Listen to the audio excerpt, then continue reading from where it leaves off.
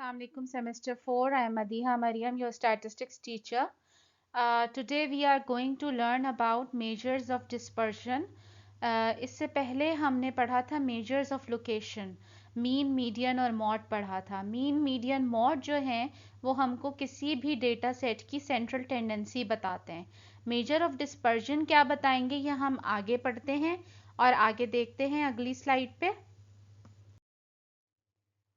देखिए measure of dispersion जो हैं वो ये होते हैं कि आपके एक डेटा सेट के अंदर कितनी ज़्यादा वेरिएशन आ रही है. बाज़ औक़ात ऐसा होता है कि मीन डेटा सेट का सेम आता है. जैसे ये एक एग्जांपल है हमारे पास, टीम 1 की हाइट और टीम 2 के प्लेयर्स की हाइट. ये आप देख लें. ठीक है, इन हाइट्स के अंदर आप अगर गौर करेंगे तो इनकी हाइट्स जो हैं, एक में टीम 1 की हाइट में सारा डेटा 70s में आ रहा है, जबकि टीम 2 में जो है वो एक प्लेयर की हाइट 67 इंचेस है और एक प्लेयर की हाइट 84 इंचेस है, यानी एक्सट्रीम हाइट्स आ रही हैं. लेकिन जब हम इनका मीन निकालेंगे तो दोनों का मीन सेम आएगा 75 इंचेस. लेकिन जब इसको गौर से देखा जाएगा तो ये पता चलेगा कि इनके अंदर डिफरेंसेस आ रहे हैं. तो ये कहलाते हैं मेजर्स ऑफ डिस्पर्जन, यानी एक डेटा सेट में कितना ज़्यादा डिस्पर्जन है. सबसे ज़्यादा यूज़ होने वाले मेजर्स ऑफ डिस्पर्जन्स जो हैं वो रेंज, स्टैंडर्ड डेविएशन और इंटरक्वार्टाइल रेंज है.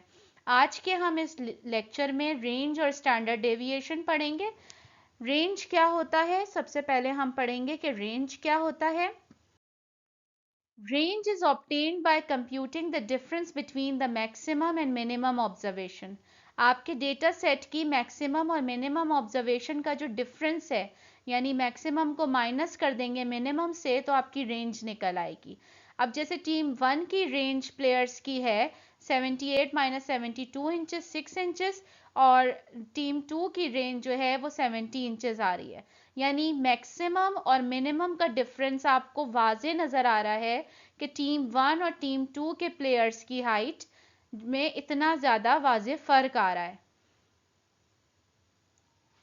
17 इंचेस टीम 2 के प्लेयर्स की हाइट का डिफरेंस आ रहा है, मिनिमम और मैक्सिमम. नेक्स्ट है, अब हम करेंगे standard deviation. Standard deviation is the most favorable type of measures of dispersion. सबसे ज़्यादा यूज़ होने वाला, सबसे ज़्यादा इस्तेमाल होने वाला जो मेजर ऑफ डिस्पर्जन है वो स्टैंडर्ड डेविएशन है. स्टैंडर्ड डेविएशन हमें ये बताता है कि हमारी हर ऑब्जर्वेशन अपने मीन से ऑन एवरेज कितनी दूर है या कितनी करीब है. अगर हमारा आंसर 0 के जितना करीब है, इसका मतलब है कि वो अपने मीन से ऑन एवरेज ऑब्जर्वेशन सारी अपने मीन से करीब है. और अगर आंसर अवे फ्रॉम 0 है, इसका मतलब है कि डेटा में डेविएशन ज़्यादा है, डेटा में डेविएशन अपने मीन से वो दूर है, यानी ऑब्जर्वेशंस उसमें कुछ ऐसी भी हैं जो अपने मीन से दूर हैं. अच्छा, सबसे पहला काम हम क्या करेंगे स्टैंडर्ड डेविएशन मालूम करने के लिए, हम पहले डेविएशन फ्रॉम इट्स मीन मालूम कर लेंगे. सबसे पहला काम, हर ऑब्जर्वेशन को लेंगे, उसका मीन से, यानी जो डेटा सेट का मीन आ रहा है उसके मीन से हर ऑब्जर्वेशन को माइनस करते जाएंगे. यानी मिसाल के तौर पे 67 हमारी पहली हाइट है अगर, तो उसको 75 से माइनस करेंगे. इस तरह हर ऑब्जर्वेशन को माइनस करते जाएंगे. सेकेंड स्टेप में हमें total of the sum of deviations करना होता है. लेकिन जब भी हम total of the sum of deviations करेंगे बगैर किसी स्क्वायर लगाए तो उसका आंसर हमेशा 0 आएगा, और हमें 0 आंसर नहीं चाहिए. तो हम उसके लिए हम स्क्वायर बना देंगे, सम ऑफ स्क्वायर डेविएशन बना देते हैं. हम स्क्वायर करते हैं हर डेविएशन को, जो भी आंसर आ रहा है फ्रॉम इट्स मीन, और उसको स्क्वायर करते हैं. स्क्वायर करने के बाद वो कहलाता है sum of square deviation. Third step में हम स्क्वायर डेविएशंस का एवरेज ले लेते हैं, जो कि वेरिएंस कहलाता है. वेरिएंस जो है वो एस स्क्वायर है स्टैंडर्ड डेविएशन का स्क्वायर्ड डेविएशन जो है वो वेरिएंस है, और वो एवरेज निकाल के बताएगा हमें, स्क्वायर डेविएशंस का एवरेज निकाल के बताएगा। यहां आप फॉर्मूले में देख लें, s square is equal to summation x minus mean whole square divided by n minus 1। Fourth step में हम स्टैंडर्ड डेविएशन निकाल लेंगे, अंडर रूट ले लेंगे। अंडर रूट क्यों लेंगे, हमें जो स्क्वायर डेविएशन हमने किया हुआ होता है ओरिजिनल यूनिट्स में, उसको वापस लाने के लिए हम स्क्वायर रूट निकाल लेते हैं। तो इस तरह से हम स्क्वायर रूट निकाल लेते हैं। अब आपको यहाँ पे स्टैंडर्ड डेविएशन के दो फॉर्मूलाज नजर आ रहे हैं। ये कोई ऐसे मसले की बात नहीं है, ये इनका आंसर सेम ही आता है। इसमें आसान वाला फॉर्मूला ये है कि summation x square minus summation x whole square divided by n. अगर आपका डेटा सेट थोड़ा सा भी लार्ज है तो क्विकली करने के लिए ये वाला फॉर्मूला यूज होता है, जो कंप्यूटिंग फॉर्मूला होता है।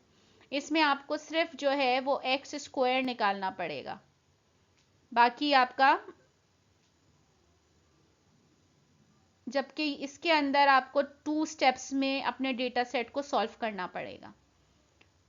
नेक्स्ट फॉर्मूला है, नेक्स्ट हम एग्जाम्पल करेंगे। जब तक हम एग्जाम्पल चलें, ये हमारे पास एग्जाम्पल हो गई स्टैंडर्ड डेविएशन को फाइंड आउट करने के लिए। टीम 2 के प्लेयर्स की हमने हाइट्स ले ली, टीम 2 के प्लेयर्स की हाइट ली, और अब हम क्या करेंगे कि सबसे पहला काम हम ये करेंगे कि इनका मीन निकाल लेंगे स्टेप 1 में। स्टेप 2 में हम टेबल बनाएंगे स्क्वायर डेविएशंस को ऑब्टेन करने के लिए। टेबल बनाने के लिए उसमें सबसे पहले x की वैल्यूज लिखेंगे, x को उसके मीन में से माइनस किया जाएगा।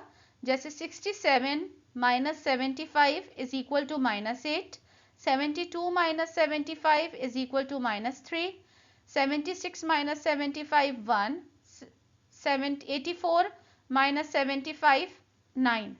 इस तरह करके हमने पहले x को उसके मीन में से माइनस कर लिया। जब हमने x को उसके मीन में से माइनस कर लिया तो हर आंसर को उसका स्क्वायर ले लेंगे, यानी multiply by its own number. Square कैसे लेंगे, 8 8 जा 64, 3 3 जा 9, 1 1 जा 1, 9 9 जा 81। तो इस तरह से हमारे पास ये डेटा सेट आ जाएगा। अब हम क्या करेंगे, इसका सम ले लेंगे, सम ऑफ स्क्वायर डेविएशंस का सम ले लेंगे। यहाँ पे हमें आंसर नजर आ रहा है 156 आंसर आ रहा है, सम ऑफ स्क्वायर डेविएशंस का सम।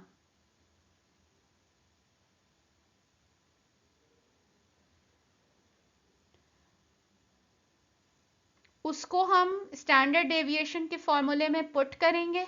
156 divided by 5 minus 1 is equal to 6.2 inches.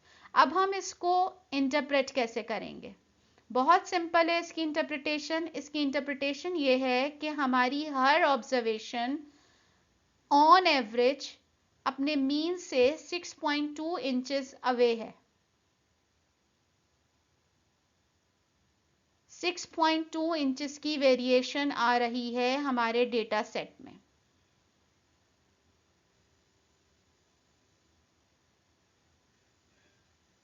Next, अब आपका असाइनमेंट है। आपको असाइनमेंट ये करना है कि यहाँ पे टीम 1 के प्लेयर्स की हाइट दी हुई है। आपको ये हाइट, इन हाइट्स की रेंज निकालनी है और स्टैंडर्ड डेविएशन निकालना है, और कंप्यूटेशनल फार्मूले से निकालें, या आपको जो फार्मूले से मैंने करके एग्जाम्पल में बताया है आप उस फार्मूले से निकाल लें।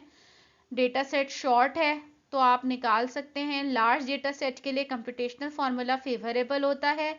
आप निकालिए और उसको इंटरप्रेट कीजिए, और फिर आप बताइए कि किस टीम में ज़्यादा वेरिएशन है, टीम 1 में या टीम 2 में। मैं फिर आपको बता दूं कि जितना ज़्यादा 0 से करीब आंसर होगा उसमें उतनी कम वेरिएशन होगी, और जितना ज़्यादा 0 से दूर होगा उतनी ज़्यादा वेरिएशन होगी डेटा सेट में।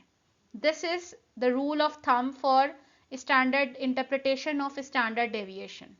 Thank you, girls.